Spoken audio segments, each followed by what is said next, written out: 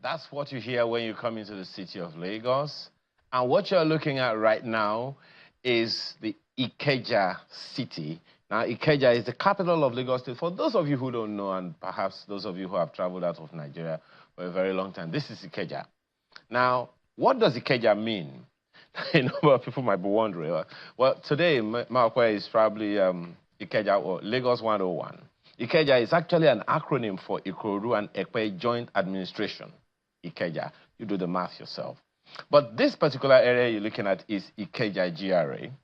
And the Ikeja GRA originally was supposed to be a residential area for government officials. But now, it has evolved into one of Lagos's most sought-after neighborhoods, blending upscale residential properties with a thriving commercial scene. So, it still maintains its pristine nature, doesn't it? Malkwe? Are you looking for me to validate that? Good morning and welcome. I'm certainly not going to say anything negative about my state. Certainly not. I'm just going to enjoy the view of Ikeja GRA. I'm sure that our viewers will be wondering, where precisely in Ikeja is this? I mean, especially for those who know Lagos very well. I'm staring at it myself and I'm like, where in GRA is this? Is this Oduduwa Way? Is this Joel Ogunaike? Is this... I'm looking for landmarks I possibly might know. I can't seem to, place a finger on it. But that's the beauty of Lagos, you can be staring at somewhere and you think you know it pretty well, but then when you look at it from the top, it suddenly looks very different. But I hope it's pleasing to your eyes as it is to ours. Good morning and welcome to Sunrise Daily. I'm Maupe Ogunyusuf. Yeah, a very good morning to you all. Welcome to the program. I'm trained on in the soil. Yes, indeed, and glad you could all join us today. Well, yeah, enjoy that scenery. I know you all know you have your different either experiences, mindsets, narratives, whatever it is about Lagos. So, yeah, enjoy it while you can. So, yeah, all right. So, guys, we're going to go ahead and quite a lot happening today in different parts of the country in terms of what to expect in politics from federal, state, and now local government level, because, we have to talk about that with some, intention, being intentional about that now, because, okay, first of all, look at this. The governors are going to be having their first in-person meeting, because I think at that time it was just virtual, but now it will be an in-person meeting, guys, because ever since that decision by the Supreme Court affirming local government autonomy, we've had different states who have conducted local government elections. And we have several other states who have lined up and scheduled their CX to prepare, serve notices for the conduct of local government elections. You know why? They want those funds to come to those states. They don't want those funds to be held somewhere. Yeah, so they're going to go ahead and conduct their local government elections while they can.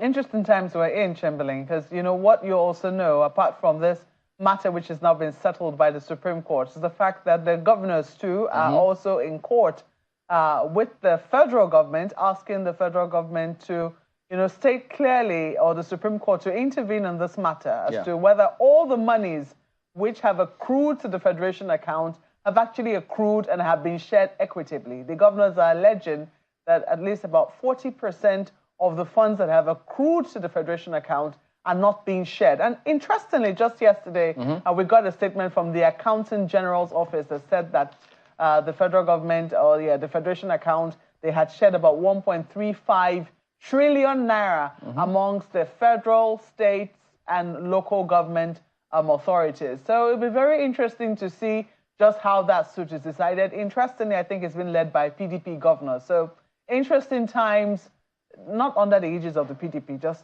so we're clear, but I think this was led by the governor of Adamawa State, Umar Interior, and then you now had a number of other governors who are also in the PDP joining that particular suit. So interesting times we're in. Hopefully it will lead to more transparency, it will lead to more clarity, and it will lead to more governance But hey, we're still talking about happening today. And it relates to more focus on the yeah. local government. For instance, what you just spoke about, what the Accountant General did say they received.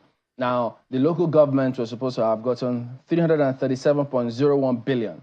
That's how much allocated to the local government. And don't forget, there's 774 of them. Yeah. And then the state governments are supposed, I mean, they got 461.97 billion. So you look at that difference. But the key thing here, you can see... The federal government, what did the federal government get? Now that you're 459.77 billion. That's why the attention still is at the federal level, Chamberlain, because if the federal government it's one government is getting 459, amongst 36 states, you're getting 461, and then 774 local governments, you're looking at about 300 billion or so. You know, it's no wonder why there is still so much attention at the federal government level. Yeah, but the interesting thing here, guys, too, is that relevant states, that's local government councils in relevant states. By relevant, they mean those who know by law they should get something, haven't conducted local government elections. They got 95.59 billion. So that's why you see this scramble. Man, I need to conduct my elections and let this money come in here. Yeah, they might have ruled, but we'll find a way around some of these things. But before you come in, let me let you listen to the current chairman of Nigerian Governors Forum. This is what he said at the time when that judgment first came through. So who knows if that changes for this meeting today. Listen. Welcome the ruling of the Supreme Court. Compliance is a given. And our attorney generals have applied for the enrollment order, which we'll study carefully. But by and large, governors are happy with the devolution of power in respect to local government autonomy. It relieves the burden on governors. People really don't know how much states expend in bailing out local governments. It's not going to affect the states. We've never tampered with local government funds, so it's going to continue. What the local governments have to do is to manage themselves, especially with the upcoming minimum wage, to manage their affairs and make sure salaries are paid.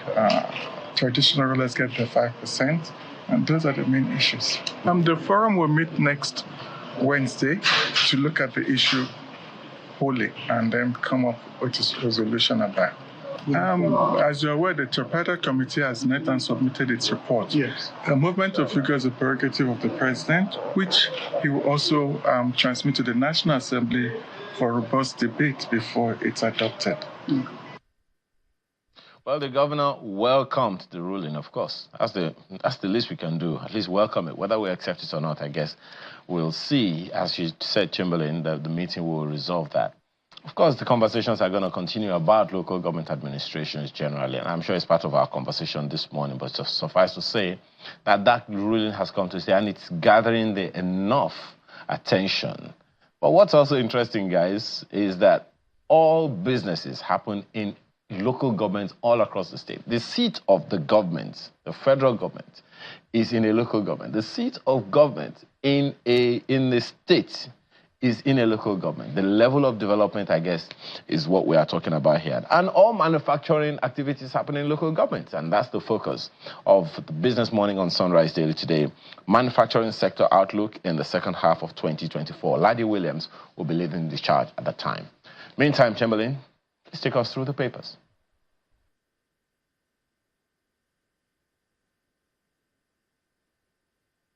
All right, so let's go there.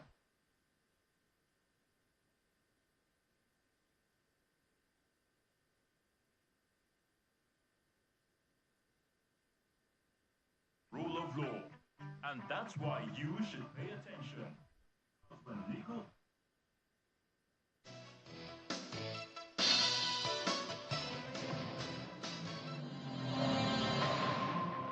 All right, so here are some of the dailies we've got for you this Wednesday morning. We start off with Nigerian Tribune. More states get set for local government polls. Kwara, Kogi, Kaduna, Bauchi affirm dates, set rules. Aiyedatiwa asked caretaker chairman to resume despite Supreme Court judgment. Akwa Ibom governor says LG autonomy relief to states seeks effective implementation. So, what situation is going on with that of Ondo State? Is that a flagrant disregard for the laws? We'd like to hear lots of people out there on this one. And then on to New Telegraph. Sage to NAS. Remove local governments from constitution. Says cancels third-tier listing aberration. Insists lawmakers haven't done substantial aberration since 2000. You don't have to take a look at that and see what that actually does mean. Beneath that story, I'd like to highlight this one. Cholera. NCDC confirms 3,623 cases, 103 deaths. That definitely needs some attention in terms of what needs to be done about it to stem that tide. From then on to the Guardian newspaper, they focus on new electricity tariff. Yeah, it's still a thing. Blackout looms as 11 universities struggle with 2.92 billion naira bill monthly. Then they just highlight the amount paid by universities for electricity monthly. And so you can see all of that up from University of Lagos to Adust.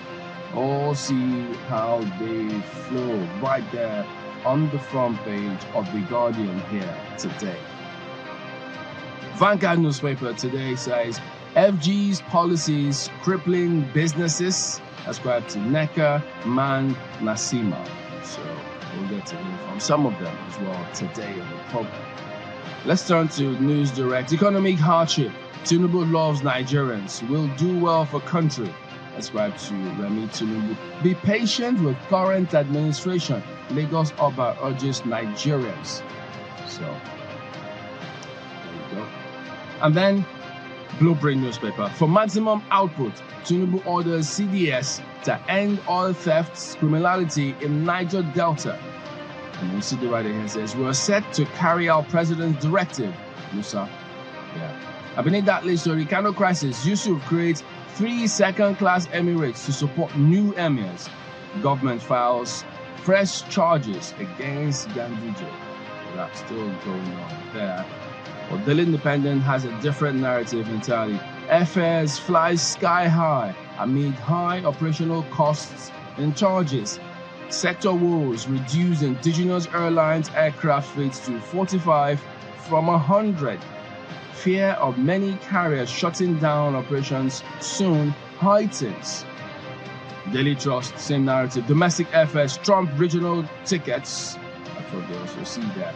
And then Business Day, they've got this big story. 13 Nigerian airlines blacklisted for contract breaches. Wow. And then the writer says aircraft shortage worsens. Lessors demand return of aircraft from airlines. Wow. One could imagine what the implication of this one might be this morning. Those are the headlines today.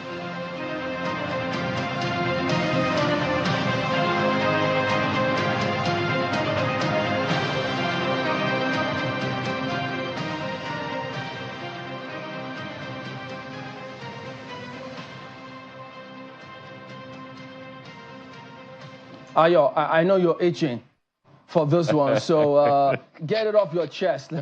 Let's know which one sticks out for you this morning, Ayo. Let's find out if there's a saying from the telepathy is stronger this morning.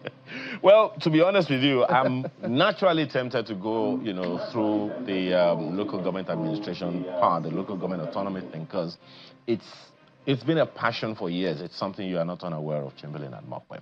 But let me stick with business this morning, the front page of the Vanguard newspaper. And it's not news either, what you have on the front page of the Vanguard newspaper, that the federal government's policies are crippling businesses. And guess what? That's coming from NECA, from MAN, and from Nasima. And if you read the inside pages of the Vanguard newspaper, they list 6 major problem areas. Of course, the NLC is threatening to shut down Nigeria for 30 days over the moves by the National Assembly to deregulate minimum wage. And, but, for me, the fact that businesses are being crippled is something that should give us concern. And it is something that is known to everyone. The consequences are dire. One of the comments in the wake of the local government autonomy thing that the governor of Oyo State made was that our major problem as a nation is productivity. We are not as much a producing nation as we ought to be. That is a given. Now, for businesses to be saying this, and these are not just small businesses, clearly. This is NECA, the body that represents employers in the country.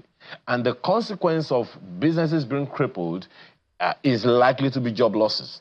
Manufacturers Association of Nigeria, a good number of them are having such a hard time. Of course, look, just go through the papers. You'll find the issues that some of these issues are not new to us. A good number, a significant part of that issue is electricity and infrastructure that can facilitate businesses. And then, of course, you are looking at NASIMA. The issues are there. So are there conversations being had between the federal government and the states? Of course, this is not unconnected with the recent figures or the inflation figures and other figures that have been raised by government. On the one hand, the federal government says the inflation figures are hovering around 30% or thereabout. And the businesses, the OPS in Nigeria is saying, no, it's a lot more than that. Some are even alleging something in the region of 90% inflation. Whether or not that is it, I guess the important thing here is what are these consequences? Let's have a sit down and have a conversation around this, because at the end of the day, it goes back to the people. That's my take this morning, Chamberlain. Oh, well, I truly, I mean, who would not be concerned about business? I just wish this music would come down a bit. But really, there is so much to be concerned about. I mean, but sometimes you have to say businesses, can they just be very certain, say one thing and mean it? Because 1 minute, you know, there was a conversation around AFCFTA after, which, you know, recorded its first shipment yesterday. Listening to I'm trying to remember the position he carries now, but Mr. Awolowo yesterday was sounding very optimistic about it. And we understand that the business associations that had expressed reservations before now, you know, became very supportive of it. It does appear that manufacturing seems to be on the uptick. So if there is some, you know, development around there, some positive development around there, it's sometimes very difficult to reconcile that with what it is that we're reading on the front pages today, because it just spoke a few days ago. So, but, you know, they must always be listened to regardless. Maybe it's possible that it was okay 2 days ago and it's not okay today. That is a possibility. So from what we understand now, that has been listed. But I want to look at this issue of blackouts, which we're currently saying. We understand that as we're speaking, there's a protest currently happening at the University of Ibadan, which we will bring to you later. And it's on the back of blackouts, which we understand could be looming in a number of universities. We spoke about electricity yesterday, and we talked about constant power supply, and we also spoke about affordable power supply. Don't forget that some time ago, I'm trying to remember precisely when, the federal government had tried to remove the universities, is it from the national grid now, by putting them with this rural electrification program. They should be able to generate their own electricity and provide their own electricity.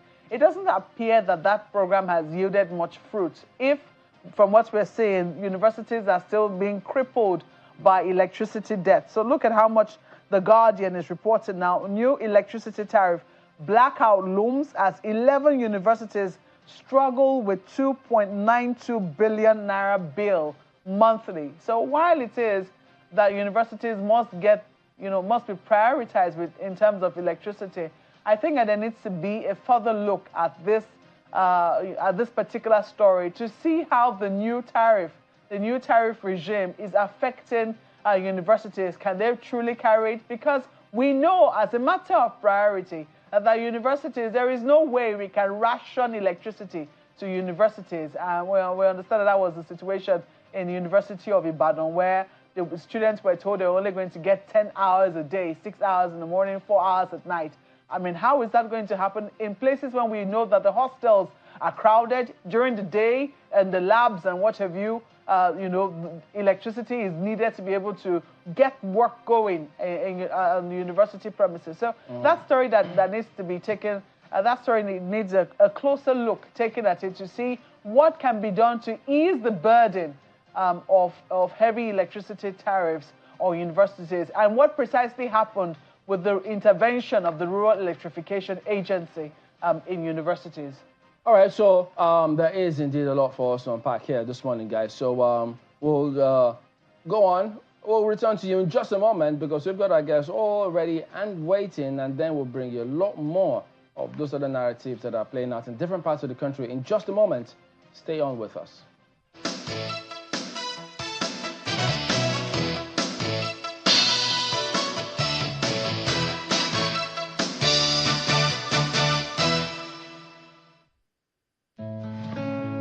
The future belongs to the dreamers, to the doers, to those who are not afraid of the side hustle.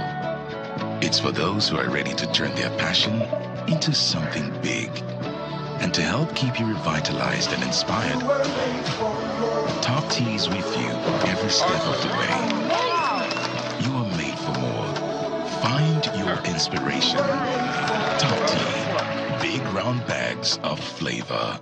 Navigating a challenging business landscape requires revitalizing your organization for sustainable success. Join Texam, UK's Professor Paul Griffith, the world's first professor of management, to lead a rocket launch at the Wheatbaker Hotel, Ikoyi, Lagos, from 17th to 18th July 2024 for a transformative 2-day session. This immersive Texam program, priced at 3,412,500 Naira after a discount, empowers senior executives with actionable insights for profitable growth. Leveraging interactive games, group discussions, and role play, Texam's proven methodology will elevate your strategic decision-making skills. Don't miss this opportunity to inspire competitive advantage and thrive sustainably amid economic uncertainty. Register now at www.texam.co.uk or call +44 7425 883 791 or exec@texam.co.uk. Texam. Insights that inspire, actions that change the world.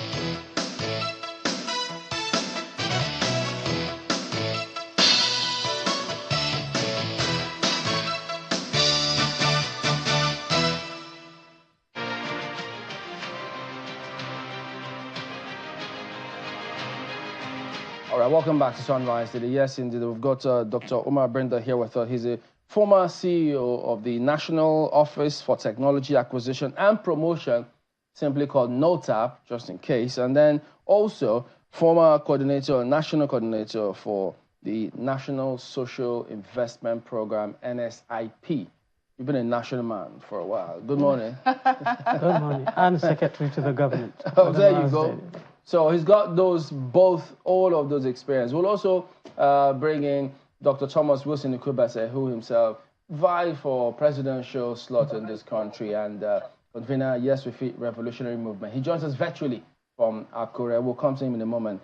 Prof, Doctor, states, federal, local governments. Big focus now on the local governments because we've seen that ever since that court decision, people are asking questions, okay, looking at all the local government chairmen. If they didn't know them, if they thought they were anonymous, they should think again.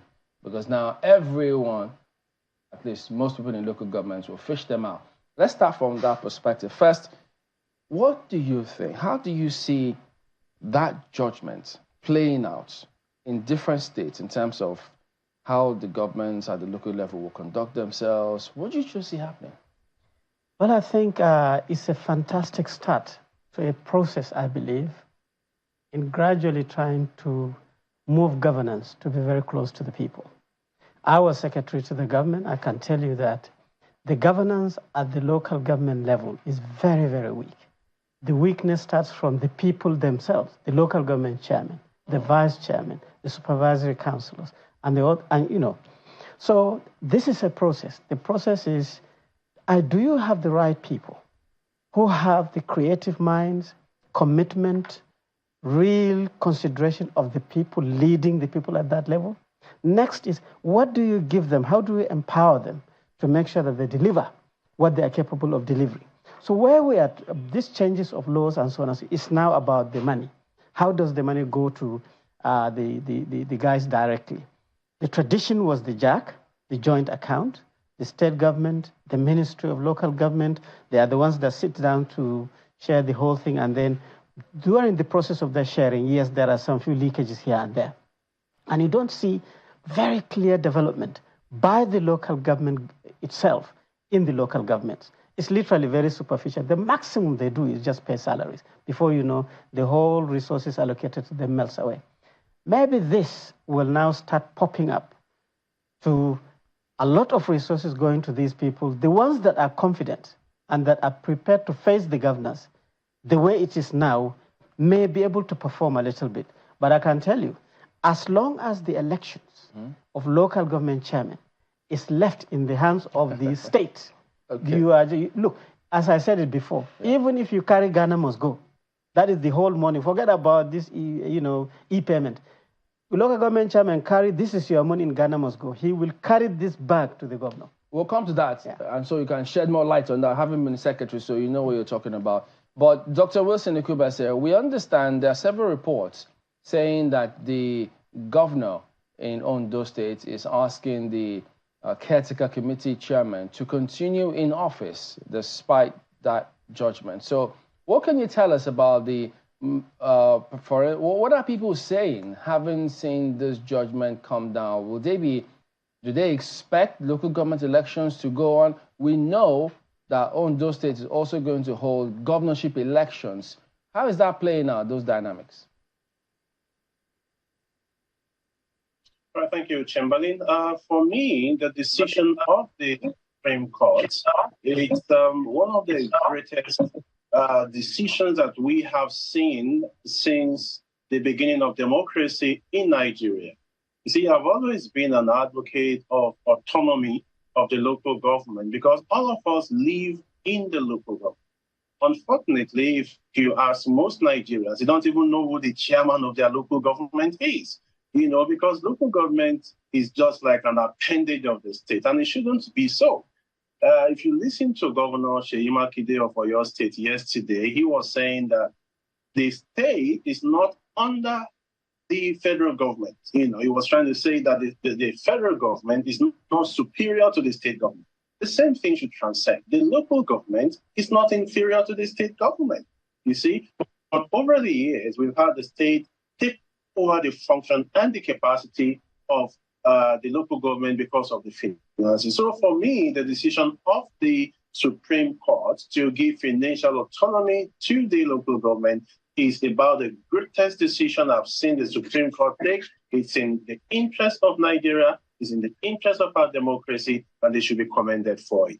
Now, back to Ondo State, like you did mention, I read the statement by the Chief Press Secretary to the Ondo State Governor, Mr. Ebenezer Adenio, just this morning, and he did say that Ondo State is ready to comply with the judgment of the Supreme Court.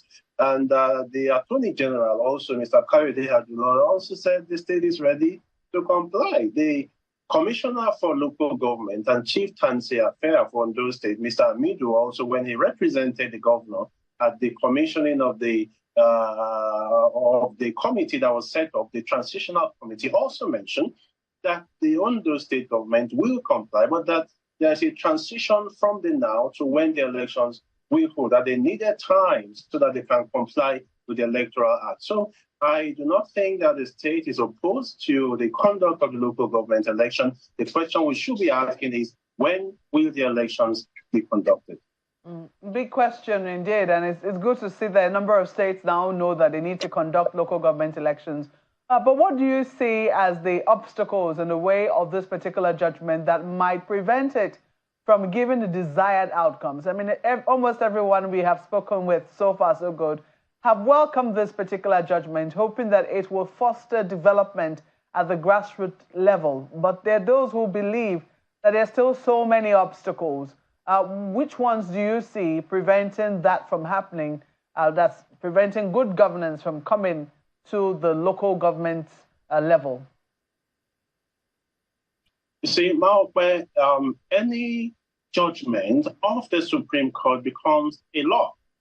All right, so we have just found a new law passed into the Constitution by the Supreme Court that there should be financial autonomy for local government. And this is what we need to develop our democracy. As a matter of fact, anyone that stands against this judgment is an enemy of Nigeria, is an enemy of the masses, is an enemy of the democracy. So I have not seen anyone, whether a governor or a senator, anyone, I haven't seen people categorically come out to say that I am against this judgment, that this judgment is wrong, we should be reverted to how it is, because we know how it's been over time. The local government is virtually non-existent. They're just there like an appendage. Governors just appoint their cronies, put them there, remove them, dissolve them, and that has not been good for democracy. So if there's any hitch, if there's any bottleneck, which I do not see any bottleneck anyway, if there's any, I think everyone should come together and make sure that that bottleneck is removed. And the judgment of the Supreme Court is acceded to in the interest of the government and the interest of the people of Nigeria. I listened to the track of the Kwara State governor. I do not know if you also, who is also the chairman of the Nigeria Governors Forum. I do not know how, if you listen to that particular video of him welcoming the judgment of the Supreme Court. But he did say something about now local governments will be on their own. They will have to stand on their 2 feet.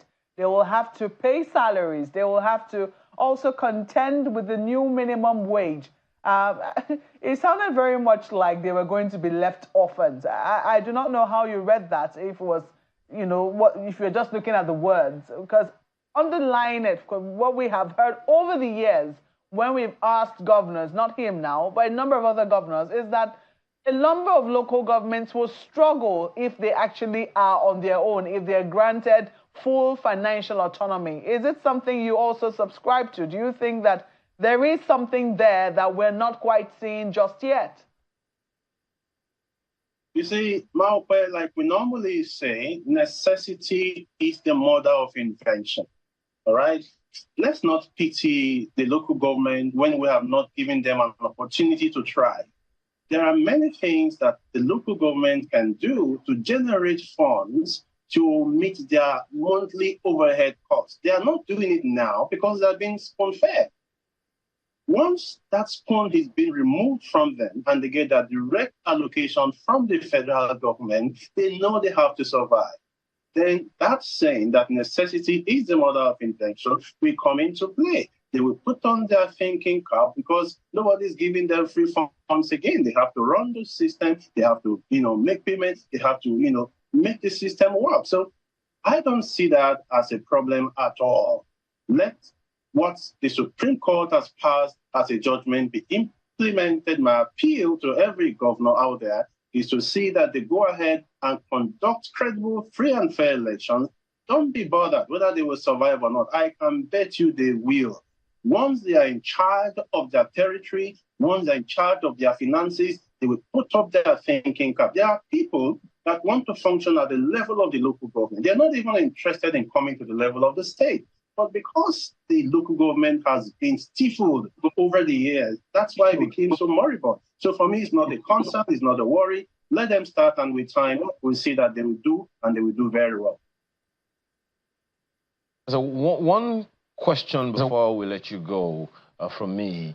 One of the issues being raised now is in the area of the governance, something that we also heard earlier on when our other guest was talking. Also said something along the line of the fact that Dr. Bindo was talking.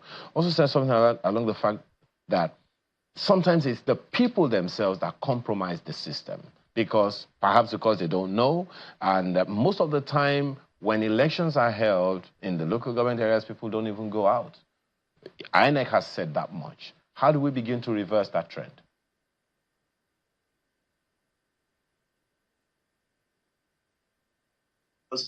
They are not interested in what happens at the local government. They find out that the local governments, the chairman have been handpicked.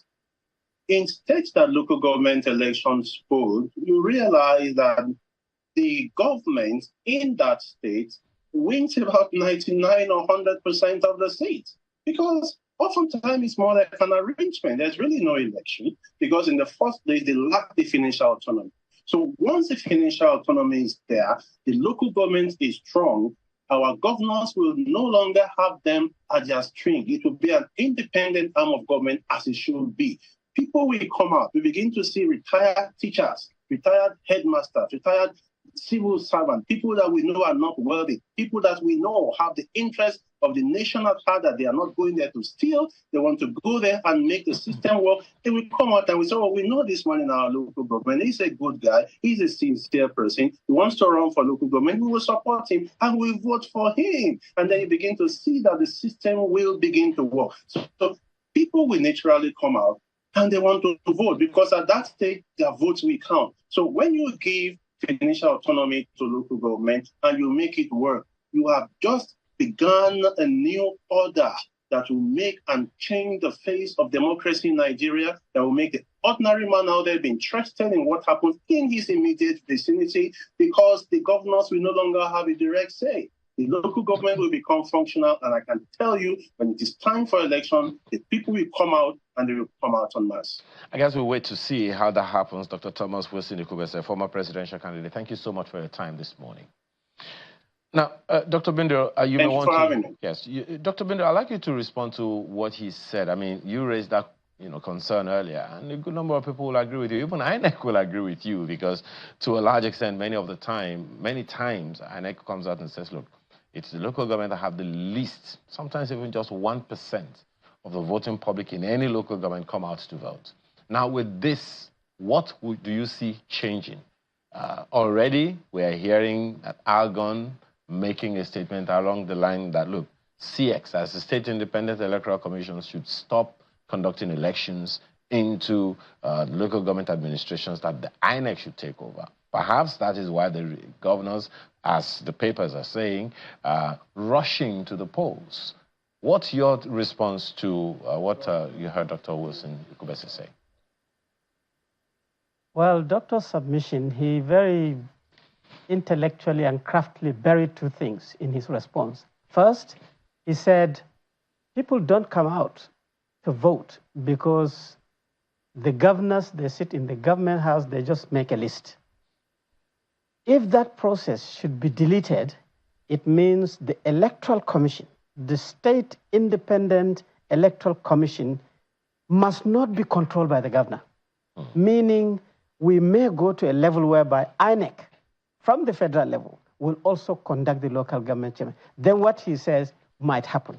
Secondly, he also said, remember, he said, oh, headmasters, retired civil servants, and so on will come out. He was talking about quality of people. Qualified, experienced, committed, very, very, in quote, nepotic about their people. That is not happening now. Every Tom, Dick, and Harry nominated by the governor will become a local government chairman. But when there is a standardization to say that for you to lead at that critical level, you must be somebody who is qualified to do so. You must be somebody who has been tested so that you can be able to be measured. You must be somebody who has shown real commitment for development of the people. That qualification is also very important. That was why I said it's a process. The funding, fantastic.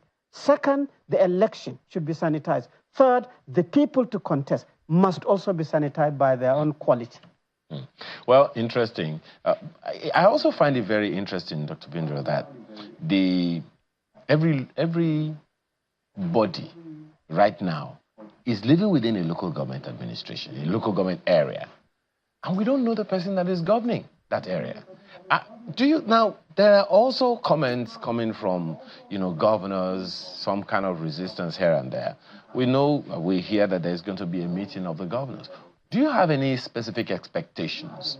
There are those who are also, trying to point to the upsides for the governors from the Supreme Court judgment. Do you see any upsides for the governors to consider? What are your expectations of their meeting today?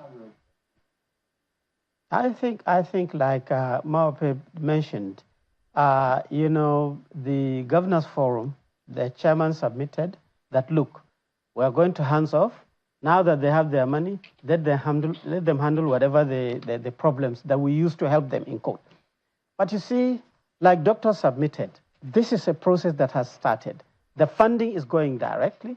Now, the local governments, I hope, even the way they are, they will now mimic what happens in the state government. You know, the local government chairman is the chief executive officer. There is an equivalent permanent secretary or commissioner at the local government level. They will do budgeting based on what they require. They will defend their budgets in front of the ward councillors and then be able to get the approval so that they have a budget that is implementable. I hope that will happen. If that happens, then even local government can take loans, like the states do take loans to pay salaries. You know, so gradually that financial autonomy is not just the money coming from federal government, but it's also financial processing and dealing, as we see the state governments doing. So I think I'm optimistic, and the governors, I think, with they have started realizing that their chairman has submitted that yes, they let them go ahead, and I hope, like Doctor said, that these chairmen who are on seat now will take the bull by the horn and actually try to push this reform to mature. All right, guys, let's bring you this development from University of Ibadan.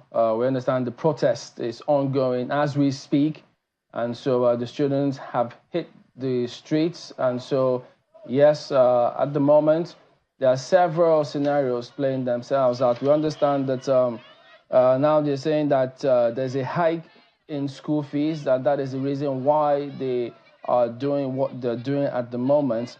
The school, the management of the school did release an announcement that they will only give them electricity supply just about, 10 hours daily.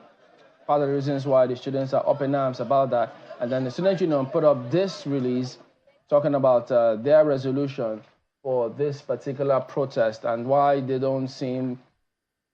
does not appear as though they're going to back down. So that protest is ongoing in the premises on campus of University of Ibadan as we speak today. It'll be interesting. I mean, part of what we're saying the students ask for here is that the school authority, in association with maintenance, must withdraw the memo on electricity rationing dated 16th of July 2024. And in addition, there must be constant power supply within the school effective immediately. And he also says there must be total reversal of all fees and not reduction. Those that have paid must be refunded. They spoke about victimization of a number of other students, I think about 3 students there. That's the statement which they issued. But I think what has really triggered this, if we're to read the statement very critically, is the memo issued to the University of Ibadan Works and Maintenance Department from the Director of Works in the school to the Chief Engineer, talking about a schedule of electricity supply on campus.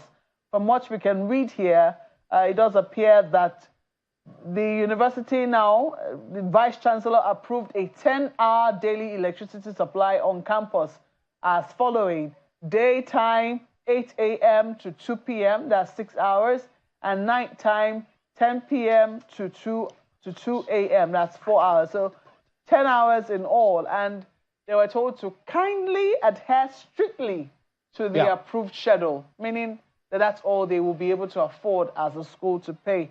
The students are not having any of it. So it'll be interesting to see just how this particular matter is resolved, because, Chamberlain, this is something that's bordering on, school debts, bordering on welfare of the students and staff on the university campus, and they certainly cannot, if they're not going to be comfortable, they're certainly not going to be quiet about it. Yeah, Ayo, I know you kept tabs on this matter as well. What do you have feelings on this as well? You see it ending? Yeah, well, of course, definitely it will end. It has to end. Going by what Malwa said earlier from the front page of the Guardian newspaper, which we brought to you, 11 universities are going through exactly the same thing that the University of Ibadan is going through right now in terms of electricity.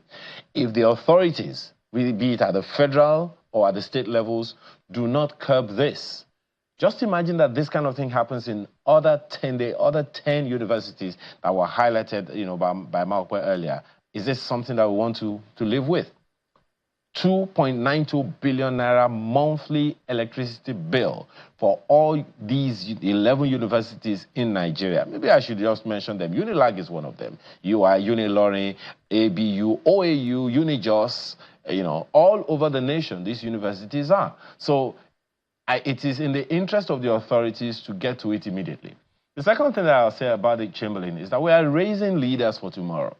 Now, if this is the experience that they are having, and we're treating almost like we're treating them like they're non-entities. Amakwe, I like the fact that you highlighted the word kindly, that they should kindly receive the suffering. That's why it sounds like. And I don't know how that even makes any sense. But you know what? It just has to be resolved, Chamberlain. Because if it is not resolved, I don't know what is going to come. Don't forget, we have histories of student protests. We don't want, this is just a demonstration, peaceful demonstration, they say. So the earlier we get to it, the better, I'll say. Well, she may have used the word kindly, but we know that it's going to play out completely differently, as a matter of fact. But Dr. Binder, this appears as though we're in a bind because the universities have got to, I think they have to find ways and means, not that other ways and means. Not printing money. No, not that type, to make sure that they get money to pay. But the students themselves also feel, where are we going to get money? Where will our parents get money to pay? Because we're all feeling the same economic crunch. So who knows? But in fact, you also have been an academic yourself and still keep tabs on that particular sector. What do you think of this, for instance, this particular scenario, this protest, the demands, the crux of the matter, which is about funds? I think our country is at a turning point whereby we have to review a lot of things. You see, it would be nice to compare while this is happening on what happens in private universities and then the public universities. Why are the private universities not demonstrating, not protesting? What fees do they pay? How many hours of electricity do they get? And you compare it with the public university. It's the same thing. While one is, smoothly going, no strikes, nothing, the other is limping. So again, it would be nice to compare and analyze that. Two, you see, the university administrations are facing really a bad time. On one side, if you are depending on the main stream electricity supply, certainly everybody is feeling it. And the price for, I live in Asokoro. I mean, we're all in the same area. The payment jumped from 68 naira per kilowatt to 225. I mean, now I don't enjoy AC like before. I have bought a new ceiling fan, something that I never thought. So adjustments at individual level may be possible, but these are young people, like Mape said, and they're energetic. So, and three, like I said before, we always concentrate on money, money, money. We don't think of the technicalities of solving problems. I mean, since the review of the tariffs, I have seen a huge influx of solar panels into Nigeria. Companies that are selling panel or solar options are many. Why can't Nigeria say that every single solar panel will be manufactured in Nigeria as a policy? That will create jobs. That is going to make sure that it's cheaper, possibly. Yes, we cannot start from the wafers producing these photovoltaics, but we can import photovoltaics and assemble panels in this country so that we can be able to be very creative, improving productivity in our country, improving the technology transfer, and at the end of the day, pushing these solutions to the problem. You're in a good position to speak about that, having been the top man at NoTap. Yeah. So I was going to ask you, I still will. I mean, let me do that right away. I know you also use the word technology transfer. I know people also say, look, people steal technology. Nobody's going to willingly just give you their, USP and want you to run with it. Do we have that capacity or capability if you say, or if we say, every solar panel must be produced here? Aren't we going to put ourselves in a difficult position? I can professionally deceive or convince you that we have. There is no country that's good to know, that can have over 250 universities with so many professors in all these fields that will now say, no, we don't have the capacity or the capability.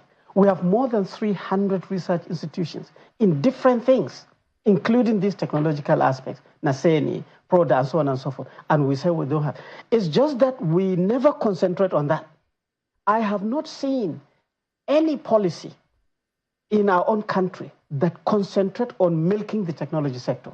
Look at our roads. We see foreigners constructing our roads on a very simple thing. Why can't we also do like the Malaysians do, like the Singaporeans do, like the Bangladeshis do? And so to say that, no, you can come and work with a local company and be able to deliver this, so that we want to see Nigerian engineers with their own safety hats and taking measurements. We want to see Nigerian engineers with the design and all the blueprints.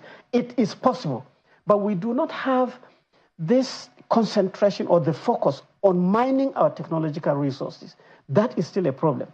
I mean, in the ministry, I worked in the Ministry of Science and Technology as a director. The institutions we have and the kind of things that they do never ever get to even our small-scale farmers. Go to PRODA, you will see a cemetery of inventions and innovations that are applicable to Nigeria. Go to Naseni, you will see a sea of things. But we have not worked on that assimilation process. Don't we have a chance, now that the Supreme Court decision has come through for local governments, can they also say, okay, maybe as a low-hanging fruit, we can, if we have to embark on rural electrification, for instance, or empowering local people in our localities with some sort of solar type or solar model facility, whichever way it is, since we have NOTAP, Naseni, they can indeed partner, so there will be good sides to that Supreme Court decision, wouldn't it? Yes, I think so. I think like I submitted before, we have to have a deliberate drive on that. I mean, look at the palliatives and the constituency projects that are on National Assembly, even at the national level. They are bringing hair drying kits from China, solar lights from China, sewing machines. Why can't we do constituency projects on made in Nigeria things? Why can't we say, look, you're going to buy potato vines for farmers to produce based on the Nigerian biotechnology resource, so that you're moving things to the rural community, things that we have done. We have to change this. It's difficult. I'm not saying that it's easy. Policy-wise, it's difficult. Driving people to do it is difficult, but nothing rains from the sky easily when you want to develop. It is true, and I particularly looking at the energy within a university system. I mean, if we cannot even, get our students, organize our professors, our senior academia, and also the students to be able to do some of this, come up with solutions, because clearly this is a problem. I'm just right. I'm going back to my days in school where, in one room, in one hostel, and in one room in that hostel, you can have up to 4 refrigerators. You'll have cooking stoves, all of them dependent on electricity, ring boilers, almost everything using electricity. So if there is no electricity per type, the whole campus, I mean, especially the living quarters for students, will suffer. I do not know what it is like. I know that there's been attempts at improvement. I do not know if that has really been the case in those places. So I'm wondering if, for instance, if the Vice Chancellor had come up with knowing what the problem is and maybe even tapping into the solutions that students can provide, assuming, for instance, it was all democratic. Because the idea about it is for leaders to be able to bring up problems, present it before the people, say these are the solutions we're thinking of, and for them to be able to contribute to it. Isn't that the idea? I think in the short-term thing, or immediate and short-term, I think the universities, recognizing that this is the factory that is actually gingering the massive production of intellectuals to power our nation, they should have a bit of subsidy on fuels, on diesel, and so on to run their generators. That's one. So that you bring the cost down for specifically this education institute. Everybody benefits from that. Secondly, I think universities should be encouraged, with rewards if you do efforts to do with energy. If you're working very hard internally, or if you're partnering with other institutions outside, with industry in Nigeria or outside, to now come up with solutions for power supply, there's something you get.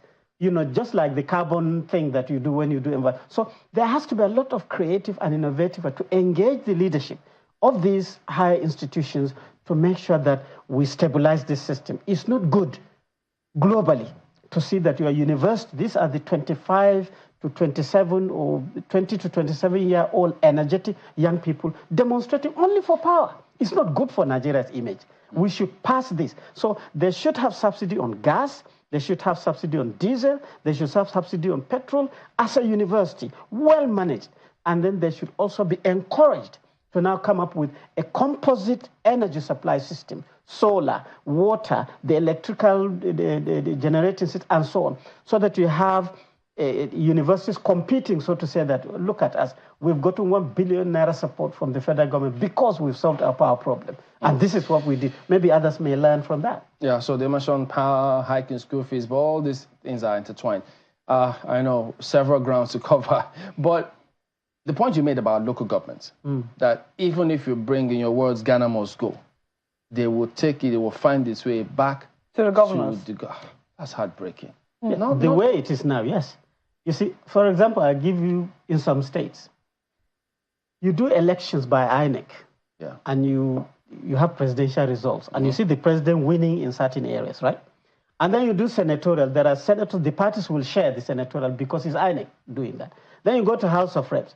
And all these elections, you can see the distribution. And only at local government, they sweep everything depending on the governor's party. It's not natural because the governor controls. As long as the control of choosing Chamberlain is on me, and Chamberlain knows that I am the one who put your name and you are there, whatever comes to you will come and say, Dr. Bindri, sir, what do you think I can do? But isn't there going to be that verve, renewed vigor at the local government level, enthusiasm? People say, oh, now the shackles are off.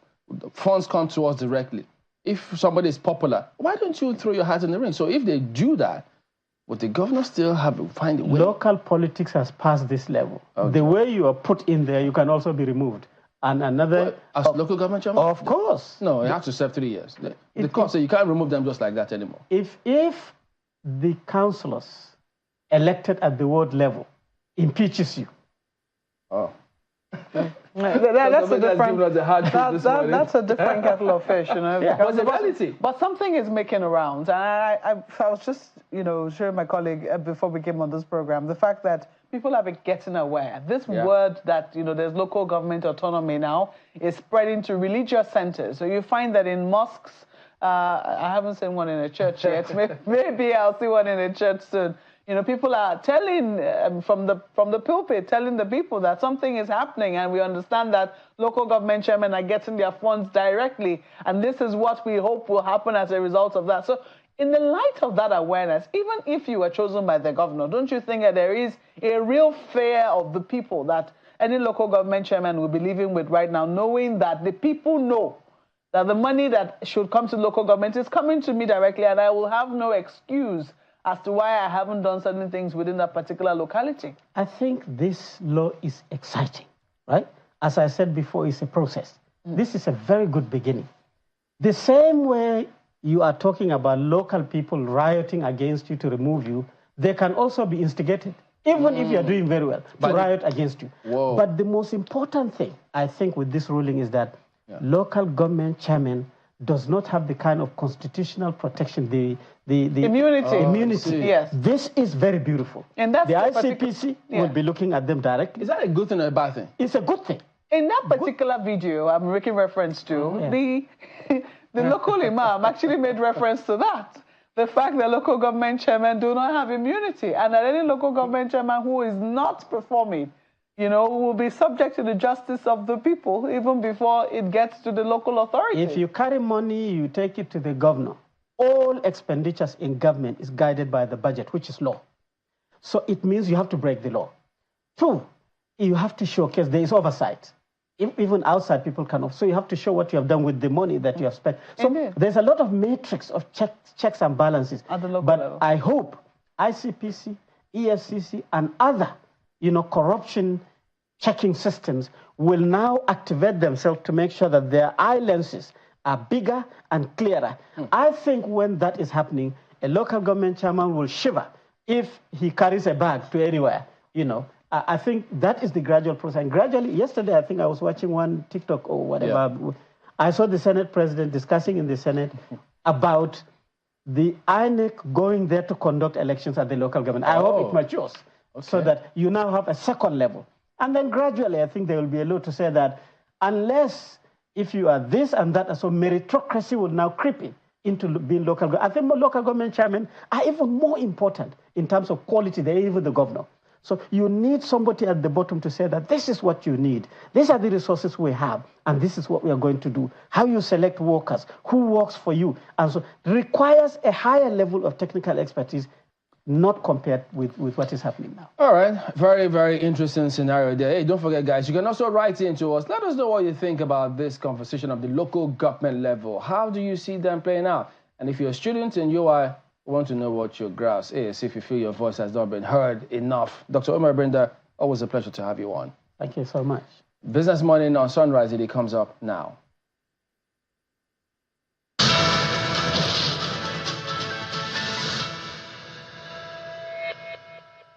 Welcome to the midweek trading session right here in Lagos, Nigeria. I hope your portfolio is looking good for the second half, because we've seen the local bonds actually start off quite weak. But let's get to the top stories that set your agenda now. Start with the oil market. We see oil prices were steady in early Asian trade today, with the global benchmark Brent. That's hovering near a one-month low at this time. It hit in the prior session, $83.62 a barrel, 0.1% down. And we see WTI crude, that's trading at $80.65 a barrel, also down 0.1%. So it's safe to say, looking at these two grades, for the past 2 months, they've been trading within a range. Brent between about $82 to $85, $86. But WTI has been holding on to this $80 mark, not going below it and staying there for too long at this time. So we're still seeing that trading range at this time. Let's look at the FX market now. We see the Naira depreciated the NAFEX window, but we see it's quite flat there, 0.07%. NAFEM, 1,576 Naira. That was a close yesterday. So marginal. So there's some kind of stability right there in the market. We're not seeing big swings up or down, just marginal moves for the close yesterday. Well, let's take a look at some forecasts now. International Monetary Fund has downgraded its forecast for Nigeria's economic growth in 2024. That's from 3.3% to 3.1%, citing weaker growth recorded in the first quarter of the year.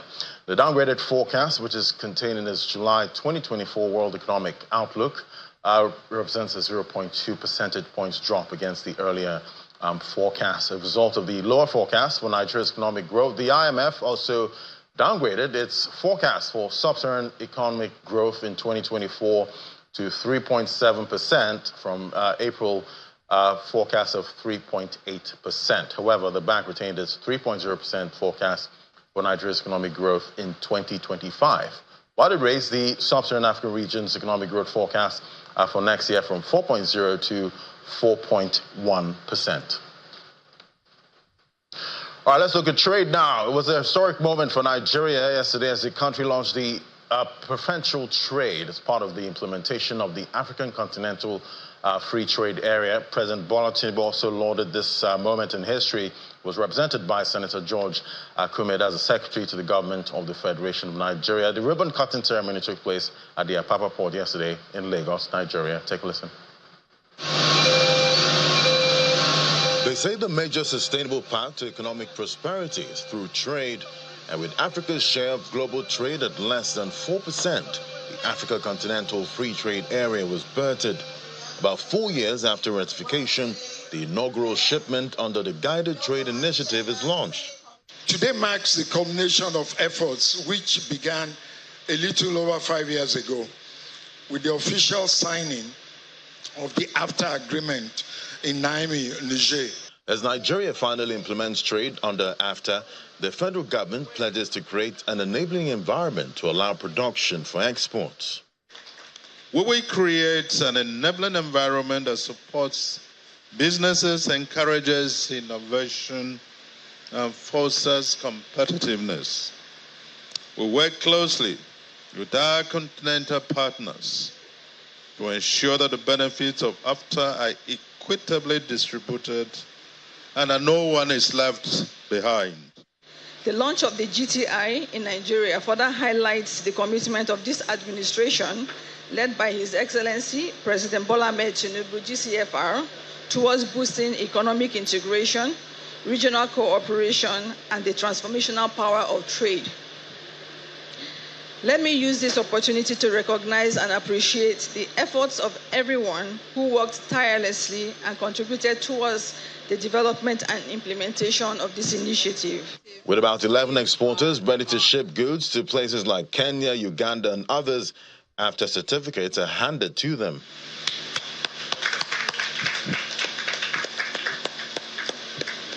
Stakeholders are optimistic about this moment, but concerns about currency still remains.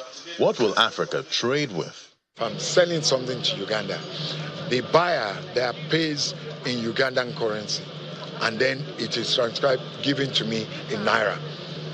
So we're not using dollars at all. First, this is a remarkable day for us that we are witnessing the inaugural shipment under the initiative, and that Nigeria has been enlisted as those pioneer countries that will drive continental trade. However, what is needed is for us to now ensure that we engage in this continental market in a beneficial manner. As more exporters keen to AfTA, it is expected Africa's trade volume will rise, but this also depends on provision of an enabling environment for production in Africa. All right, to our first conversation now, we see data from the NBS shows the Nigeria's manufacturing sector. That's a nominal GDP growth in the first quarter of 2024 is recorded at 8.21% year-on-year, lower than the corresponding period of 2023. So we'll see about 9% drop there when you compare both quarters for 2024 and 2023. The preceding quarter figure of 38.06% was also seen quarter on quarter, so we see a change there of about 9.64% down when we compare the first quarter of 2024 to the first quarter of 2023. Well, let's get an outlook for the second half of 2024. Could the manufacturing sector get a last-minute goal in the second half? Joining us now is Mr. George Norfolk, as CEO, Coleman Wires and Cables, and he joins us right here to give us an outlook on what to expect. Great to have you on the show. Good morning.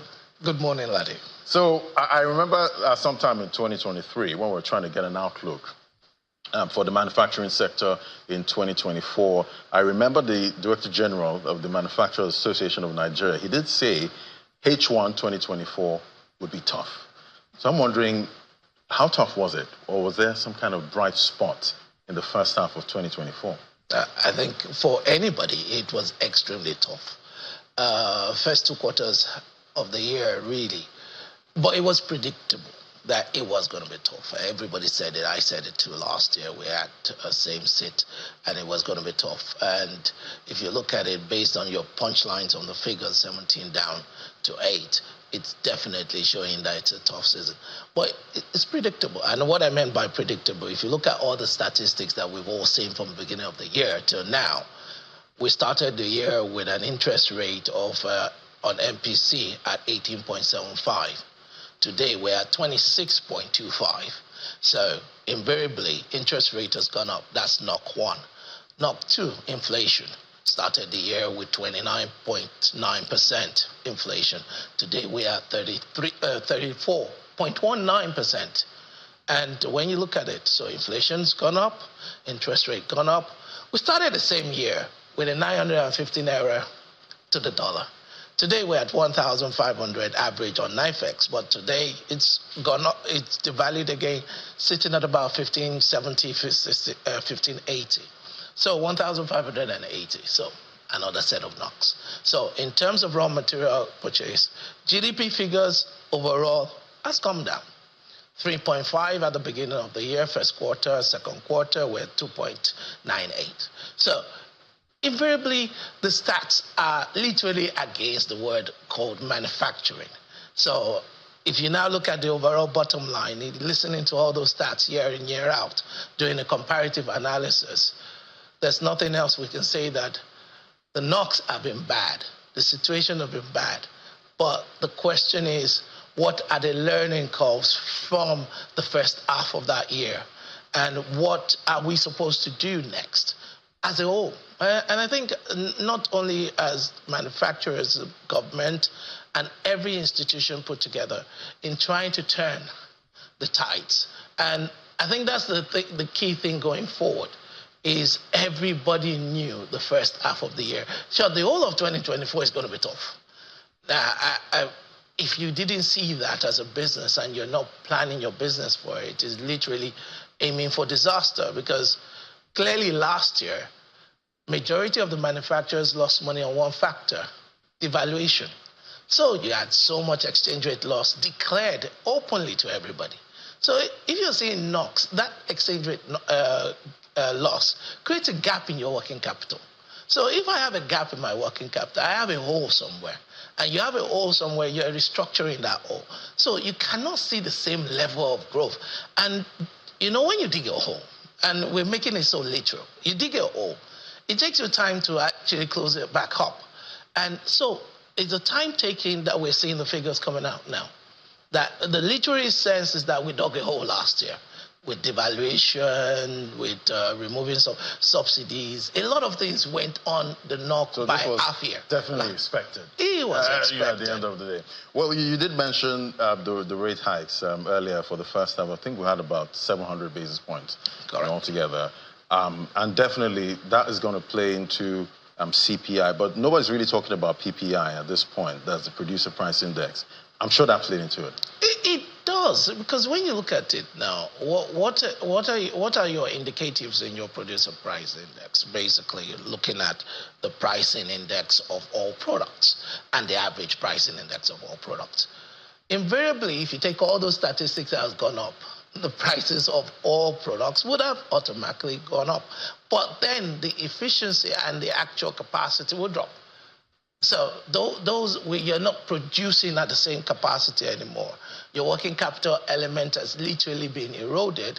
You're not able to buy the same amount of quantities of material. So your efficiency levels of your production may be at before devaluation and all this other knocks. You might have been at 70%. Today, with your working capital, you'll be lucky if you're at 30 or 40% capacity utilization. So you have to have a knock on that. So it's inevitable. It's either you've plugged the gap, and I'll make it simple, and I try to sometimes make it a layman term for everybody to understand. If I bought raw materials at ₦1 million before, prior to the beginning of this year's half, and today, if you take inflation off at 34%, just making it simple, if we use devaluation, that's even worse. Right. If I take devaluation, I'll be knocking about 50%. So my buying value of that 1 million would only buy me 500,000 naira worth of goods today. So invariably, if my 1 million brought me 10 products, today it's only buying me 5 for the same 1 million. Now you put 5 through that same production, you're not running at whatever capacity, you have half the capacity. The value, and we should also not be very careful not to look at the figures coming out in terms of turnovers. Turnovers are going up. Of course it's going to go up. Why would it go up? Inflation is rising, inflation has gone up, Naira has devalued, of course your turnover goes up. So don't be too excited about it. Don't be too excited. I think we should all ignore everybody's turnover today. Because I always say, look, turnover is only a figure on your books. It's not profit, it's not increase. It can be just a figure. And that makes simple. If I take the underlying inflation figures off your figure, and one thing people don't actually want to do, which is the other one, take the devaluation figure off your turnover. You'll find out that 90% of the companies you see in their statistics never grew. Because that is a benchmark that is a harder figure to actually declare. When you see the headlines for some of these results, you see, earnings up 100% and all of that. But if you look deeper, read between the lines. Read between the lines. My own hardest benchmark is to take devaluation. Because devaluation is always worse than inflation and interest rate. So if you take devaluation as a benchmark of everybody's figures, you find out that 90% of people declaring their figures did not really grow anywhere. So invariably, we have a problem. And when you're seeing those figures come out, it's sad. But it's a figure we knew, based on what was going to happen, that we're going to be taking the hit. The question now we always have to ask is, how do you actually turn the tide? Right. And the turning of the tide is, I'm a big believer is, if you know you have a gap coming, the question is, How do you close the gap before it happens? Or when it does happen, what do we do next? And that's where the monetary policies that they've done, basically, if you look at all the macro policies, are going in the same line of everything every economist or financial analyst would do. But the question is, you can only throw so much into a macro policy without having a fiscal policy balancing program in place simultaneously. Now, it seems finally, let me use the word finally, it seems we're trying to do fiscal rebalancing. If you look at it, some of the introduction, pharmaceutical grade raw materials, being zero duty, the 150 days maize window, and someone says food. I said, no, don't look at the food. Look at the manufacturing processes of some of those food items. Maize is a key ingredient in food feeds, especially for all animals. And we have actual factories that actually some produce. Some are complaining about the price of a crate of egg at this point. Yeah, because the crate of egg will be expensive. If the price of my raw materials for putting the feeds in, like maize, it's more expensive. Right. And when you look at it, it's become a problem. So invariably, that comes in. If all of us, because you know you have to have a fiscal balancing also between food and processed food, right? What I mean by that, if you look at it, there was a point in time when everybody shouted that ethanol is better than even petrol, that we should. Well, ethanol was coming from sugar cane and was coming from maize and something. And it became a problem that we were all running out of food in the world. And that became a problem. Everybody had to review that position. Now, we need maize.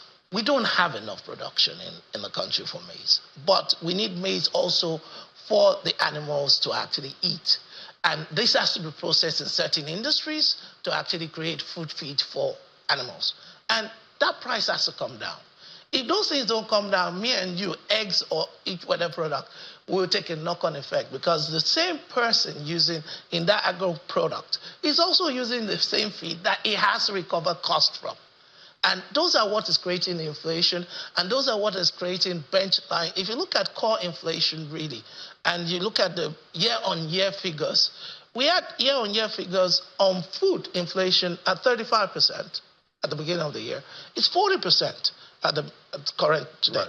But if you take out the benchmark of 34% of inflation, 29, the month-on-month, good thing is it's coming down. So the month-on-month started at about 3.5% at the beginning, and it's dropping down to about 2.55 on core inflation as it affects food. That's basically the only bright spot, you know, at this point when you look at the data. But for a manufacturer, you know, it saddens me that we look at interventions as no more a solution, because we're in a bad situation of where means and other means in terms of the volume of money that has gone into liquidity is too much, right? So fair enough, central bank is trying to close the amount of liquidity in the system and create a better scenario. Now, but the reality is gaps have been created. People have lost money. Now, if I've lost money, I'm producing less, I'm going to pass the cost to you. Right. So how much can the consumer really take? So you're going to see this at 8.2. There's nothing about it, because what has happened is that cost has gone up, production capacity has dropped, and as production capacity has dropped, your figures automatically drop. Right. Your turnovers might be going up. It might be looking as if you're doing more turnover. Government might be looking as if they're getting more taxes. But please, I keep telling them, take out the bottom line, underlying factors, right? Take your benchmark and look at them. And I think we saw CIT actually dropped in the first half of 2022, the first quarter of 2024. So we're already seeing the signs. We are seeing the signs. So what the fiscal policy now is going the right way. Let us get it. But now, what I always also would suggest is, let us look at other areas of fiscal balancing. Why today? Yes, we have the IDEX system, which is the import duty exemption certificate for importing machinery for industry. The process is still very complicated. I'm sorry, it's an online system that needs a minister to sign one letter that literally is hard to get now before they can even process it. I don't know why we have to do that for any manufacturer in Nigeria. I speak to a lot of companies from different countries. I speak to individuals from other countries, and they laugh when you tell them you're paying duty either on raw materials or machinery. For what? I don't understand. Why do I have to go through a process? If I want to invest in machinery, I shouldn't need anybody's permission. I want to invest in machinery. Make those machinery zero duty, pure and simple. We've done it before. We went from, and that was in the government during when the minister was Okonjo-Iweala. She took it down from 2.5% and made it zero. It was first, she was the one that actually brought it down to 5%. Then from 5%, it went down to 2.5%, then it went down to zero. Only criteria is you have to just prove to me you're a manufacturer. Go get your certificate from MAN or whatever, and show to me that you're a manufacturer. I will give you zero duty. Bring the machinery. And the machineries came into Nigeria in droves because the cost of entry, you've just reduced it. The barrier and business ease of doing business, I don't need to spend the whole day or the whole month or the next 3 months chasing a letter from a minister to support my online application. I don't think that is necessary. I don't understand that. But definitely we need to streamline most of these processes. If it's online, if it's offline, they make it very simple. You streamlined very well. But thank you so much. It's always great having your perspective, Mr. George. No for working as the CEO, MD, co-man, Wires and Cables. Thank you so much. Thank you very much for having me. All right, definitely. Looking at the H2 outlook for the manufacturing sector, still looking like it's going to be another hard landing, at this point. But we're going to find out soon, definitely. We're going to take a quick break now. When we come back, we're going to head straight to the market. Do stay with us.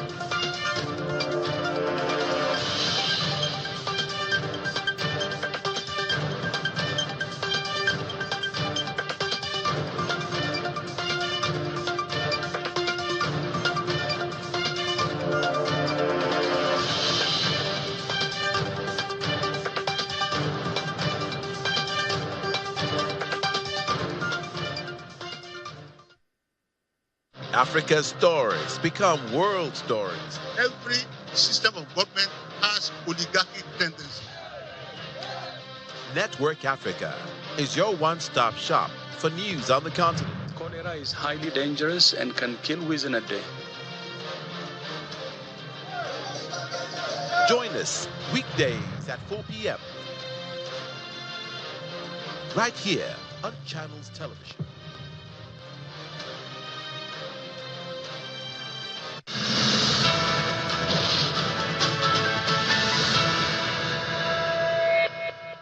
This week is looking good for the local bourse. If you're comparing the previous weeks, we've seen about 2 green closes already for the past 2 trading days. But let's get a check on what's driving sentiment. Joining us now is Mr. Mukhtar Mohammed. He's the CEO of Finance with Mukhtar, joining me via Zoom. Great to have you on the show. Good morning. My pleasure. So it seems the second half of 2024, that's if you're looking at the local bourse, is kicking off quite weak, at this point. But we're seeing some kind of movement this week. But do you think what we've seen so far in the second half is the beginning of a big correction in the equities market? Well, you can say it's a correction per se, but again, you have to look at it as the area of perception and fundamental coming into play in the market this moment, because a lot of people are beginning to see value when those prices come down. And I can say most of those downward trend in the market was largely driven by the financial sector. And you and I know why that happened, because of the recapitalization of banks. I said in your program some time ago that until we have a clear-cut direction of where these banks are going in terms of their recapitalization plan, you'll continue to see those ups and downs in those equity. And I think for now, everybody know where they're going. Everybody have a clear-cut direction on how they want to raise funds, either through public offer right issues. And I think so investors are beginning to see value and looking at fundamentals. Now, value and fundamentals and perception are three things that really play in the market at this moment. Perception is in terms of corporate governance, what do you see in those companies? What are your own individual perception on it, or what are your trading pattern when you look at this company? Fundamentals has to do with a lot that has gone on in these companies thus far, looking at what they have been able to achieve, what they are planning to achieve with the right issue. Value also have to do with, as an investor, what are the value that you get in this share, especially in terms of dividend payout going forward and price appreciation. So all these three issues are playing at the market at this moment, and it seems to favor the market, and that's why you're seeing the upside you're seeing now. Right, and definitely we know most of these companies are trying to raise funds at this time. We've seen the banks already hitting the market. But how difficult is it, raising money when there's a cost of living crisis if you're trying to actually get retail in? Because we know the institutional investors would also be hit a little at this time. I think you've hit the nail on the head. I think that's the challenge. You're going to... The market is going to lose a lot of retail investors because some of them might not even have the capacity to take their right. Some of them bought these stocks at an all-time low. Some of them bought it below 10 naira. Some of them bought it at an average of maybe 12 to 13 or 14 naira. And so you're giving them 50% of it. It's going to be very, very difficult. So most retail investors might not be able to take all their right issues.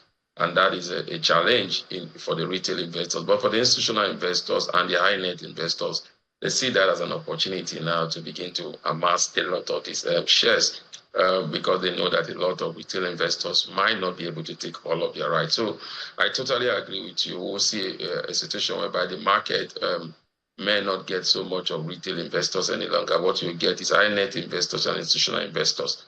But in the long run, you realize that high net investors and institutional investors tends to drive capital appreciation, while retail investors seems to sometimes stay because of the good dividend payout, looking out for passive income. So we'll see. The market have excited days ahead of the market in terms of capital appreciation and dividend payout. But if you look at the plans, what each of these banks are planning to do, is good what they're planning to do, but like you said, retail investors will have serious challenges taking over their rights. So it might just go to the institutional investors. Okay, so what's your advice to that retail investor that wants to invest but has to also decide, do I eat or do I invest some of this money? Because we also have some of those wannabe investors at this time that are trying to look long term, see how they can actually accumulate wealth. What's your advice? Yeah, my advice for them, if you're a retail investor and you've been in the market for a while, essentially you've been in the market for the past 2 years, you realize that your equity has been able to beat inflation good time because you've seen over 100 and something % gain in some of the price appreciation, not talking about the dividend payout, which has also increased by over 100%.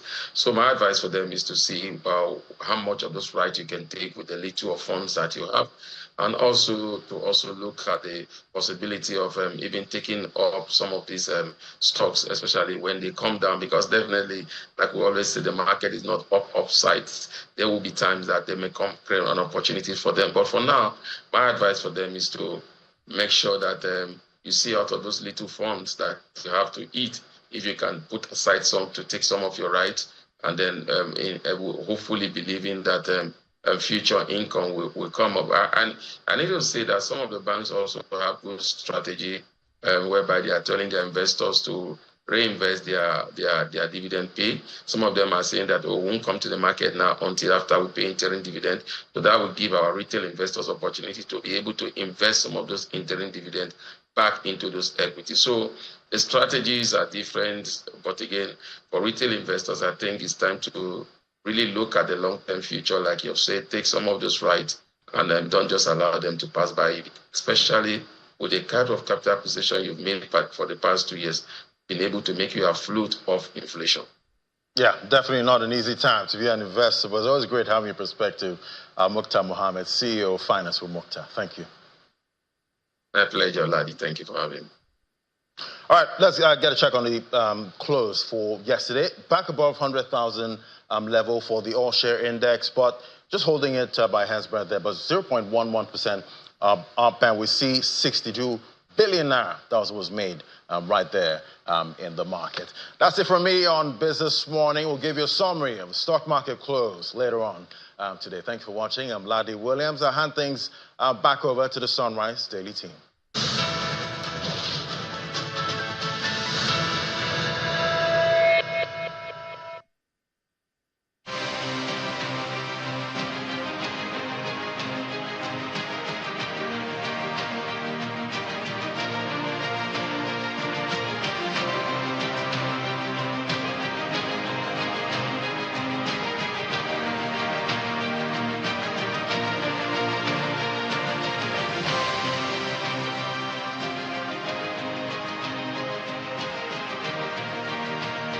Okay, welcome back. Yes, indeed. We've got Mr. Segun Ajayi joining us this morning. He's the DG of Manufacturers Association of Nigeria.